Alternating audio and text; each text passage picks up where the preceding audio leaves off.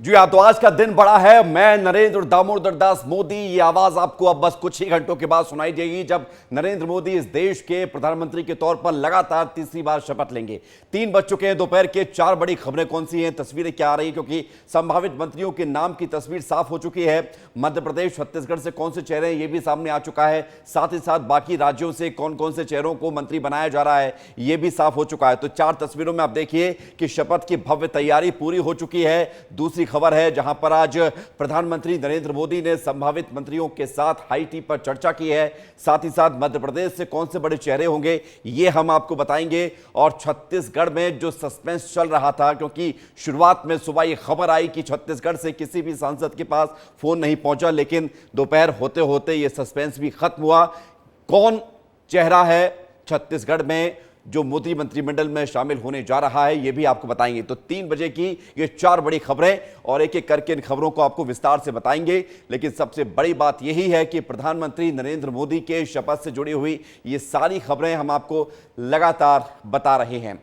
और सबसे खास बात यह है कि अब वो समय आ ही गया है जब शपथ की वो सारी तस्वीरें आपको देखने को मिलेंगी, क्योंकि तैयारियां पूरी हो चुकी हैं। बड़ी खबर यह मिल रही है कि मोदी कैबिनेट में 57 मंत्री शपथ ले सकते हैं। बड़ी जानकारी यह है कि 57 मंत्रियों के शपथ लेने की पूरी संभावना है।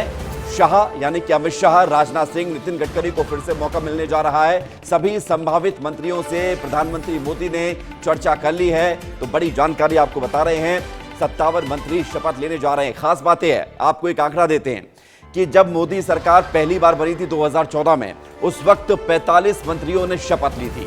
उसके बाद जब दूसरी बार सरकार बनी थी 2019 में, तब 58 मंत्रियों ने शपथ ली थी। और ये आज का आंकड़ा है, जब 2024 में तीसरी बार एनडीए की सरकार बनने जा रही है तो 57 मंत्री शपथ लेने जा रहे हैं। और ये चेहरे जो मंत्रियों के आप देख रहे हैं, शिवराज सिंह चौहान, हरदीप सिंह पुरी, साथ ही साथ रामदास आठवले, ये तमाम वो चेहरे जो हाई टी में शामिल हुए, मनोहर लाल खट्टर, धर्मेंद्र प्रधान, बेगूसराय से सांसद गिरिराज सिंह, जितिन प्रसाद, ये वो तमाम चेहरे हैं जो मोदी मंत्रिमंडल में शामिल होंगे। कुछ चेहरे ऐसे हैं जो दिग्गज नेताओं के तौर पर माने जाते हैं, जैसे राजनाथ सिंह, नितिन गडकरी, अमित शाह। ये सभी चेहरे फिर से रिटेन हो रहे हैं, यानी कि दोबारा से रिपीट हो रहे हैं। और साथ ही साथ ज्योतिरादित्य सिंधिया हो, पीयूष गोयल हो, ललन सिंह हो, ये भी यहाँ पर आप देख रहे हैं कि मंत्री जो बनने जा रहे हैं उनमें शामिल हैं। सिंधिया मध्य प्रदेश से दोबारा से वापस मंत्री बनने जा रहे हैं। तो शपथ की तैयारी पूरी हो चुकी है। 57 मंत्री आज प्रधानमंत्री मोदी के साथ शपथ लेंगे। और अब तस्वीर यह है कि कैसा होगा मोदी 3.0 का मंत्रिमंडल। एक तस्वीर आपको दिखाते हैं। इस तस्वीर में युवा तुर्क भी है, अनुभव भी है और महिलाओं को प्रतिनिधित्व भी है। उत्तर और दक्षिण के बीच एक तालमेल भी है। मोदी सरकार 3.0 में 5 पूर्व मुख्यमंत्रियों को जगह दी गई है। बैठक में पीएम मोदी ने अपने सभी संभावित मंत्रियों के साथ हाई टी पर चर्चा की है। 100 दिन के रोडमैप को लेकर बातचीत भी हुई है कि सरकार बनने के अगले 100 दिन में सरकार को किस तरह से काम करना है, इसको लेकर चर्चा हुई है। संभावित मंत्रियों को कह दिया गया है कि 5 साल का रोड मैप तैयार रखें। हमें जनता के भरोसे को मजबूत करना है। 2047 तक विकसित भारत बनाने का लक्ष्य है जो तय किया गया है, उसको पूरा करने की कोशिश करनी है और उसी टारगेट पर काम करना है। और चेहरे कौन से होंगे मंत्रिमंडल के, ये आप फिर से देखिए अब बार बार, क्योंकि आज की जो दिन भर की सबसे बड़ी जो खबर है उसमें यही सबसे ज्यादा चर्चा है कि मोदी के साथ उनकी टीम में कौन कौन से चेहरे होंगे। कई सारे चेहरे पुराने आपको दिख रहे होंगे। अनुप्रिया पटेल उसमें से चेहरा है, राजनाथ सिंह हैं, अमित शाह हैं, ये पुराने चेहरे हैं, नितिन गडकरी हैं और कुछ नए चेहरे भी हैं। और नए चेहरों में कौन कौन हैं? चिराग पासवान हैं, रालोद के नेता हैं, और साथ ही साथ ललन सिंह हैं। जेडीयू से जो गठबंधन है, मध्य प्रदेश की बात करें तो शिवराज सिंह चौहान जो कि एमपी में मुख्यमंत्री थे 2023 तक, और उसके बाद अब उनको एक नई जिम्मेदारी के लिए दिल्ली लाया गया है। नरेंद्र मोदी लगातार तीसरी बार प्रधानमंत्री पद की शपथ लेने जा रहे हैं।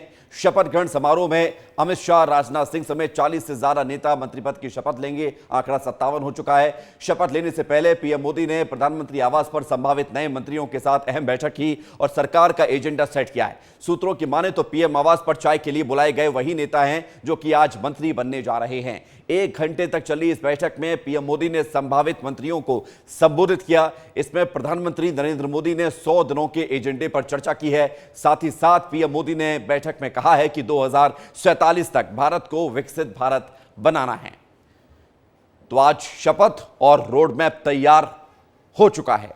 100 दिन का जो काम होगा वो महत्वपूर्ण होगा और अगले 5 साल का भी रोड मैप तैयार किया गया है। टारगेट एक ही है, वो टारगेट है भारत को विकसित भारत बनाना। एनडीए पर भरोसा है और उसे मजबूत करना है। कि तमाम सहयोगी दलों ने अपनी बात रखी है। सहयोगी दल के जितने भी गठबंधन घटक दल हैं जो एनडीए में हैं, वहां से भी तमाम चेहरे आपको मंत्रिमंडल में दिखाई दे रहे होंगे।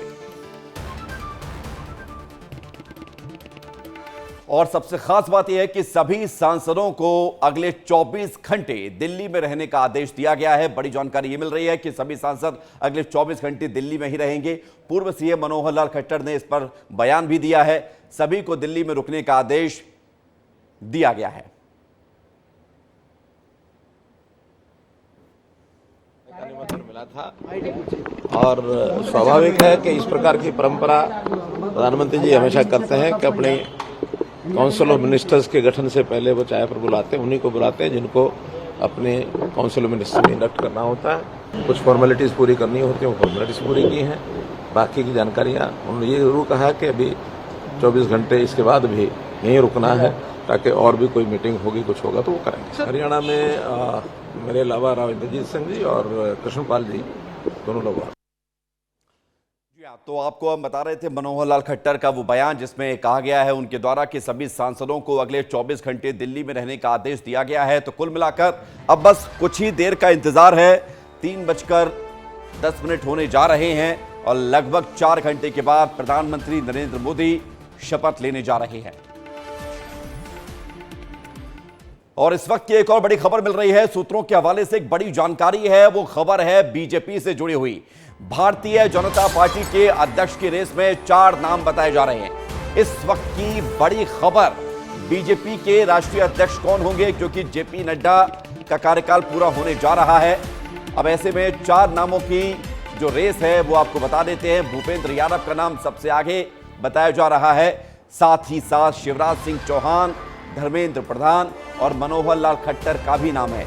4 नाम आपको बता रहे हैं। इन 4 में से कोई एक चेहरा बीजेपी का राष्ट्रीय अध्यक्ष के तौर पर सामने रखा जा सकता है, चुना जा सकता है।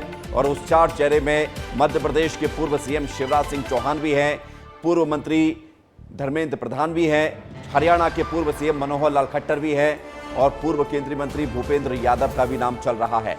तो ये अपने आप में बड़ी खबर आपको बता रहे हैं। बीजेपी की अध्यक्ष की रेस में कौन से वो 4 चेहरे हैं ये महत्वपूर्ण है, लेकिन बताना आपको ये भी चाहेंगे कि ये 4 नामों पर जिस पर चर्चा सबसे ज़्यादा चल रही है, हो सकता है कि इनसे इतर भी कोई नया नाम, चौंकाने वाला नाम भी सामने आ जाए, क्योंकि बीजेपी के जो फैसले होते हैं वो अक्सर चौंकाते हैं।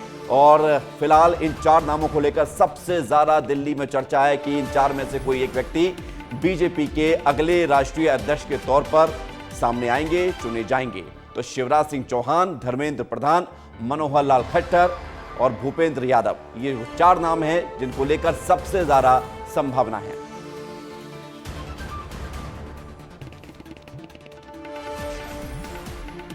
और सबसे बड़ी बात है कि मध्य प्रदेश से भी 5 मंत्री शपथ लेने जा रहे हैं, इसकी संभावना है। धार से सांसद सावित्री ठाकुर से बात की है अंचल शुक्ला ने, सीधे देखते हैं।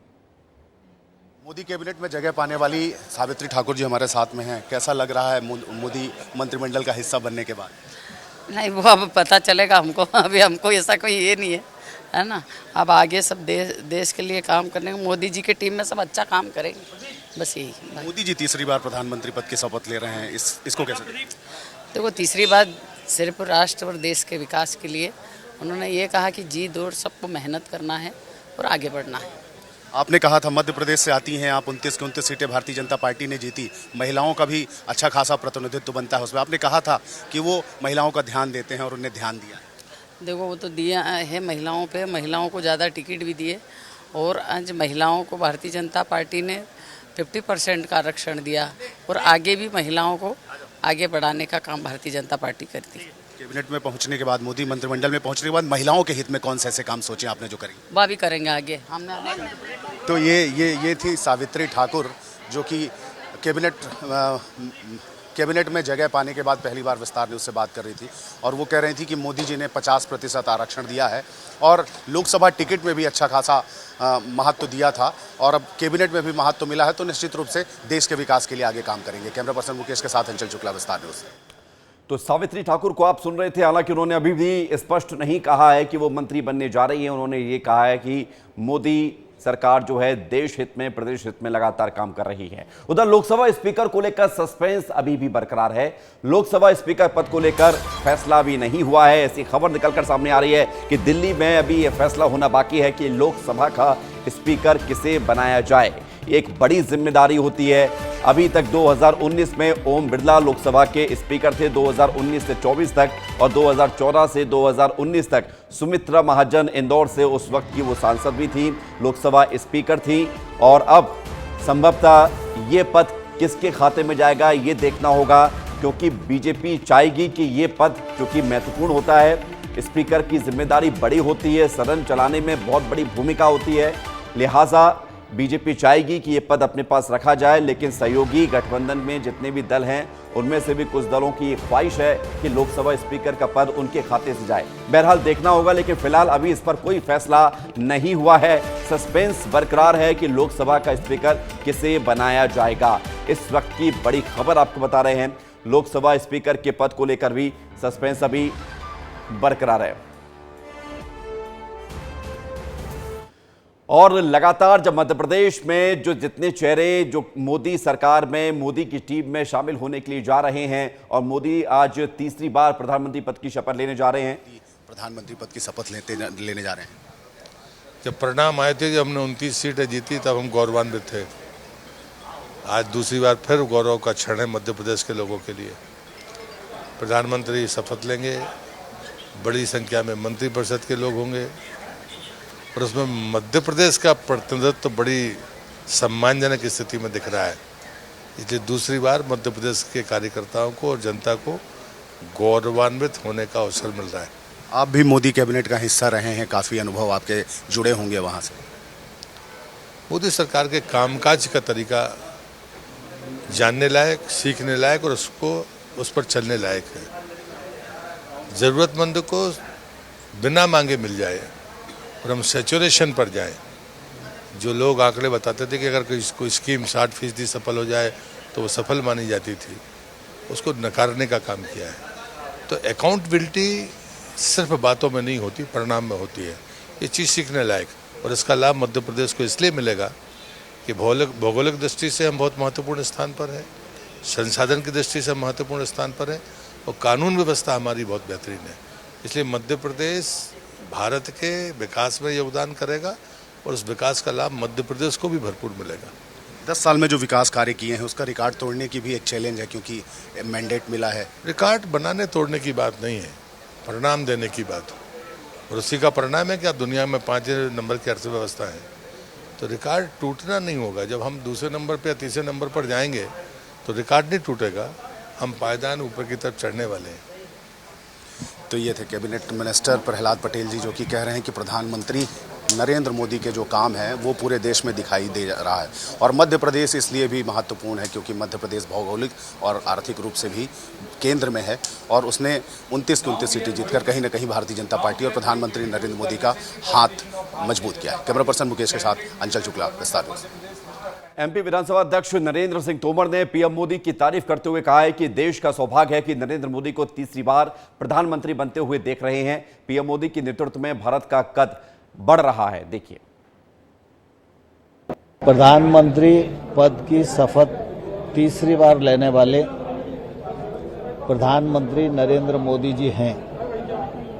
हम सबका सौभाग्य है कि उनको तीसरी बार लगातार प्रधानमंत्री बनते हुए हम लोग साक्षी बन रहे हैं और यह अवसर देख पा रहे हैं। प्रधानमंत्री नरेंद्र मोदी जी की दूरदृष्टि से देश ही नहीं दुनिया वाकिफ है और उनका योग्य नेतृत्व इस बात के लिए पूरे देश को आश्वस्त करता है कि आने वाला कल भारत के लिए सुनहरा है।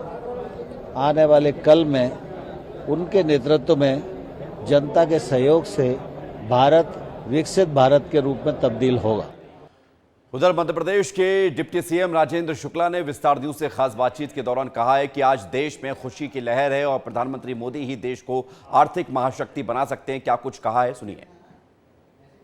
तीसरी बार शपथ ले रहे हैं नरेंद्र मोदी जी प्रधानमंत्री के तौर पर। ऐतिहासिक क्षण है आज 9 जून का दिन। आज पूरे देश में खुशी की लहर है, क्योंकि जिन्होंने मोदी जी को वोट दिया है वो भी और जिन्होंने मोदी जी को वोट नहीं दिया है वो भी ये मानते हैं कि मोदी जी ही इस देश को एक आर्थिक महाशक्ति बना सकते हैं, जो देश के लिए ज़रूरी है। और आज वो जब शपथ लेंगे तो उसका ऐतिहासिक क्षणों का इंतज़ार हम सारे लोग कर रहे हैं। 7:15 बजे वो शपथ लेंगे और मध्य प्रदेश का बहुत बड़ा योगदान है। 29 में से 29 सीटें मोदी जी के झोली में डालकर हम सारे लोग बड़े गौरवान्वित हैं। मोदी कैबिनेट में मध्य प्रदेश के कितने सांसदों को मंत्री के रूप में जगह मिलेगी, बड़ा सस्पेंस है इसमें। ये सस्पेंस तो रहेगा, 7:15 बजे ही क्लियर होगा कितने लोग शपथ ले रहे हैं। अभी पुष्ट समाचार हमारे पास नहीं है। तो ये थे राजेंद्र शुक्ला, जो कि कह रहे हैं कि मध्य प्रदेश ने जो जनादेश दिया है भारतीय जनता पार्टी को, मोदी को तीसरी बार प्रधानमंत्री की शपथ लेने में अहम योगदान दिया है और निश्चित रूप से विकास के उन सारे रिकॉर्डों को स्वयं भारतीय जनता पार्टी और मोदी तोड़ेंगे जो 10 वर्षों में उन्होंने स्थापित किए हैं। कैमरा पर्सन मुकेश के साथ अंचल शुक्ला, विस्तार न्यूज। मध्य प्रदेश की बालाघाट सांसद भारती पारधी से विस्तार न्यूज ने खास बातचीत की है। पार्षद से पार्लियामेंट तक का सफर सिर्फ मोदी सरकार में ही संभव है। बीजेपी हमेशा महिलाओं का सम्मान करती आई है, आगे भी करती रहेगी। क्या कुछ कहा है, देखिए। भारतीय जनता पार्टी से सांसद हैं भारती पारधी जी। बहुत छोटी कार्यकर्ता से शुरुआत की आपने और आज संसद तक का सफर तय किया है। निश्चित तौर पर जैसे आपने कहा कि छोटी कार्यकर्ता थे, तो एक पार्षद से पार्लियामेंट का सफ़र भारतीय जनता पार्टी में ही संभव है। लंबे समय से राजनीति में ज़रूर हूँ मैं, जिला पंचायत लड़ा, वर्तमान में पार्षद हूँ, संगठन में बहुत से दायित्वों पे रह चुकी हूँ। लेकिन आज पार्षद को पार्लियामेंट और एक सांसद भवन तक जाने का जो श्रेय मिला है, ये भारतीय जनता पार्टी का ही और मोदी जी की सरकार में ही संभव है। सावित्री ठाकुर को मध्य प्रदेश से मंत्री पद में लिया जा रहा है, ऐसी सूचना भी आ चुकी है। तो महिलाओं का प्रतिनिधित्व पर भारतीय जनता पार्टी में महिलाओं का सम्मान होता है और मध्य प्रदेश एक में हमेशा जो हम लोग को, जैसे मेरे ख्याल से 6 महिलाओं को टिकट मिली है, 6 की 6 सीटें हम जीते हैं, 3 राज्यसभा में, ऐसी 9 देवियां हम हैं और उसमें अगर हमारी बहन को दायित्व मिलता है तो हमारे लिए खुशी का विषय है। प्रधानमंत्री के तौर पे नरेंद्र मोदी तीसरी बार हैट्रिक लगाने जा रहे हैं, आज ताजपोशी है उनकी। जी, प्रधानमंत्री जी अपने कार्यों के अनुरूप, आप पिछले 10 साल का कार्यकाल मोदी जी का देखेंगे, ऐतिहासिक निर्णय मोदी जी की सरकार ने लिए हैं। इसीलिए जनता का विश्वास और हमारे दल को, संगठन को जो सहयोग अन्य दल दे रहे हैं, उनके सहयोग से यह 5 साल भी हमारी सरकार बहुत अच्छे से चलेगी और अच्छे एक ऐतिहासिक निर्णय इन 5 वर्ष में भी हम लेंगे। तो ये भारती पारधी हैं, जो कि भारतीय जनता पार्टी से सांसद हैं और ये कह रही हैं कि मोदी ने जो काम किए हैं उसी का जनादेश उन्हें मिला है और 5 साल हमारी सरकार बहुत बेहतर ढंग से चलेगी। और सदन में मध्य प्रदेश से हम 9 देवियां हैं, उनमें से एक देवी, उनकी साथी, उनकी बहन सावित्री ठाकुर को मंत्रिमंडल में भी जगह मिल रही है। इसके लिए भी उन्होंने हर्ष ज्ञापित किया है। कैमरा पर्सन मुकेश के साथ अंचल शुक्ला, विस्तार न्यूज। तो अंचल शुक्ला दिल्ली में मध्य प्रदेश भवन से जितने भी एमपी के तमाम बड़े नेता वहां पहुंचे हैं, सबसे बातचीत कर रहे हैं। परिवहन मंत्री राव उदय प्रताप सिंह ने विस्तार न्यूज से खास बातचीत की है। पीएम मोदी को तीसरी बार प्रधानमंत्री बनते हुए देखना सभी के लिए गौरव का पल है। क्या कुछ कहा है, देखिए। राव उदय प्रताप सिंह जी हैं, मध्य प्रदेश के वरिष्ठ भाजपा नेता, कैबिनेट मंत्री हैं। बड़े ऐतिहासिक क्षण है कि तीसरी बार नरेंद्र मोदी जी प्रधानमंत्री के तौर पर शपथ ले रहे हैं। मुझे लगता है मेरे जीवन का ये स्वर्णिम दिन है आज। इससे श्रेष्ठ दिन की हम कल्पना नहीं कर सकते थे सार्वजनिक जीवन में, जब हमारे यशस्वी प्रधानमंत्री, जिन्होंने सही मानों में विकास, समर्पण और राष्ट्रवाद की आधारशिला इस देश में रखी है, आज वो तीसरी बार प्रधानमंत्री बनने वाले हैं। मैं तो हृदय की अनंत गहराइयों से उनको बहुत शुभकामनाएं देता हूं और ईश्वर से प्रार्थना करूंगा कि पूर्व के 10 वर्षों की तरह ये कार्यकाल भी उनका यशस्वी हो और पूरी दुनिया में भारत की जो सामर्थ्य और शक्ति स्थापित करने का उन्होंने काम किया है वो और उसको बल मिले और हमारा देश और आगे बढ़े। अभी तक मध्य प्रदेश के 3 सांसदों को मंत्रिमंडल में शामिल किए जाने की सूचना है। मैं तो पूरे मंत्रिमंडल को बहुत बधाई और शुभकामनाएं देता हूं। मध्य प्रदेश का होने के नाते हम सबके लिए गौरव की बात है। जितना अधिक प्रतिनिधित्व हमको मिलेगा, हमारे लिए उतनी खुशी और एक विकास में सहयोगी साबित होगा। तो ये थे राव उदय प्रताप सिंह जी, जो कह रहे हैं कि मध्य प्रदेश का होने के नाते सारे मंत्रिमंडल को और उनके लिए निश्चित रूप से ये बहुत ही बड़ा क्षण है जब वो प्रधानमंत्री के तौर पर नरेंद्र मोदी को तीसरी बार शपथ लेते हुए देखेंगे और भारत के विकास के लिए जिस तरीके से उनके बीते 10 वर्ष रहे हैं, आगे भी उनके ऐसे ही सतत चलते रहें। कैमरा पर्सन मुकेश के साथ अंचल शुक्ला, स्थानीय न्यूज़। और सुमित्रा महाजन क्या कुछ कह रही है, जरा सुन लेते हैं। इंडिया की सरकार चलाने की वैसे आदत है तो आगे बढ़ेंगे उसमें। लेकिन कहीं इसमें ऐसा नहीं लगता कि इस बार खींचतान ज़्यादा होगी, खासकर नीतीश कुमार और जो चंद्रबाबू नायडू है उनको लेकर भी कई बातें सामने आ रही कि मनमाफिक जो है पद और मंत्रालय मांग रहे हैं। देखो एक बात मैं कहती हूँ, जैसे मान लो माननीय नीतीश कुमार ने पहले कुछ प्रकार का कुछ अलग अलग व्यवहार किया हो, कई बार गए आए वापस, मैं मना नहीं करती ना, लेकिन मनुष्य अनुभव से कुछ सीखता है कि नहीं। और माननीय नीतीश कुमार जी ऐसे तो नहीं है, अनुभव तो है उनके पास, बहुत सारी राजनीति देखी है और इसलिए अब एक प्रकार से वो भी उम्र के हिसाब से देखो तो ऐसे खड़े हैं वो कि यहाँ से बहुत आगे उनका प्रवास मुझे नहीं लगता कहीं उनके खुद के मन में भी हो। तो इसलिए मुझे लगता है कि अब के अनुभव से वो भी कुछ समझ करके, सोच समझ करके ही कदम डालेंगे, ऐसा मेरा अपना खुद का ये है, मन कहता है। वही बात चंद्रबाबू की, चंद्रबाबू नायडू भी वैसे समझदार है, डैशिंग है, लेकिन एक बार वो भी हार चुके हैं। हाँ, पूरे तरीके से जिस प्रकार उनकी सरकार गई, हम जिसको कह सकते हैं हम सुकड़ा साहब, हिंदी में जो बात आप लोग करते हो सुकड़ा साहब, तो वास्तव में इतना बड़ा धक्का वो भी झेल चुके हैं।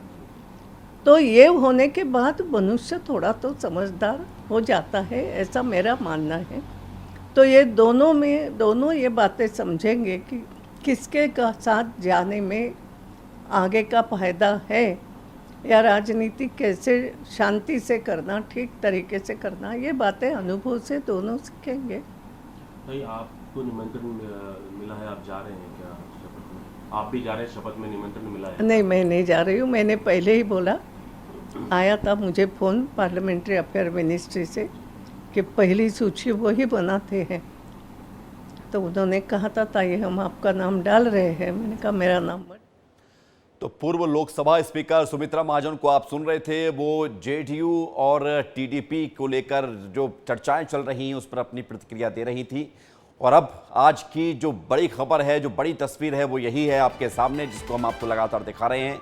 आज सुबह सुबह प्रधानमंत्री नरेंद्र मोदी बापू को नमन करने राजघाट पहुंचे और उसके बाद सदैव अटल पहुंचकर अटल जी को याद किया, उन्हें प्रणाम किया और शहीदों को श्रद्धांजलि भी दी। तो आप देखेंगे कि नरेंद्र मोदी आज प्रधानमंत्री पद की तीसरी बार शपथ लेने जा रहे हैं। शपथ से पहले पीएम मोदी बापू के समाधि स्थल पहुंचते हैं, बापू को नमन करते हैं, साथ ही पूर्व प्रधानमंत्री अटल बिहारी वाजपेयी के समाधि स्थल सदैव अटल पहुंचते हैं, उन्हें वहां जाकर श्रद्धांजलि देते हैं, बाद में वॉर मेमोरियल पहुंचकर शहीदों को नमन करते हैं।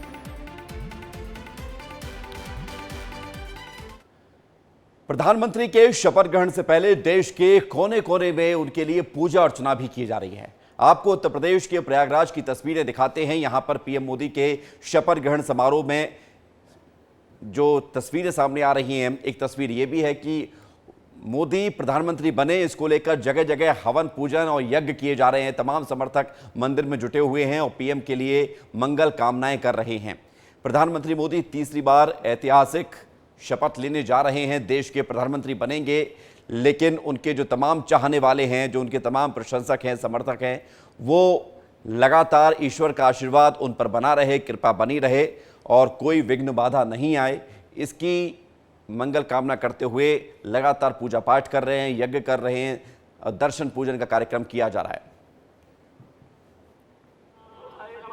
नमो नारायण नमो नमः स्वाहा, ओम महागंगाय स्वाहा स्वाहा, ओम गंगाय स्वाहा, ओम गंगाय स्वाहा। तो ये तस्वीरें हैं प्रयागराज से, जहां पर मोदी के समर्थकों ने यज्ञ किया है, हवन पूजन किया है और ईश्वर से आशीर्वाद मांगा है कि सब कुछ ठीक रहे। मध्य प्रदेश के सीएम क्या कुछ कह रहे हैं, सुन लेते हैं। डॉक्टर मोहन यादव। हमारे माननीय विधायक श्री मधु वर्मा जी को भी लेकर के आया हूँ, जिनने 1,86,000 का रिकॉर्ड बनाया है उनकी अपनी विधानसभा से। हर संभाग से एक एक आदमी को हमने लिया। वैसे तो सभी विधायक आए हैं, लेकिन ये माननीय मोदी जी के लिए विशेष ऑनर है कि हमारे अपने संभागों के अंदर जिनकी हाईएस्ट लीड है उनको हम साथ ले जा रहे हैं। सर, दो प्रदेश लोग जो है कैबिनेट में शामिल हो रहे हैं, शिवराज सिंह चौहान और ज्योतिरादित्य सिंधिया जी मध्य प्रदेश से, क्या कहेंगे सर? अब मेरे को तो कुछ कहना नहीं, लेकिन आप मोदी जी को जानते नहीं हो, मैं तो जानता हूँ। जो शपथ ले ले तब मैं मानूँ। अच्छा, थैंक यू।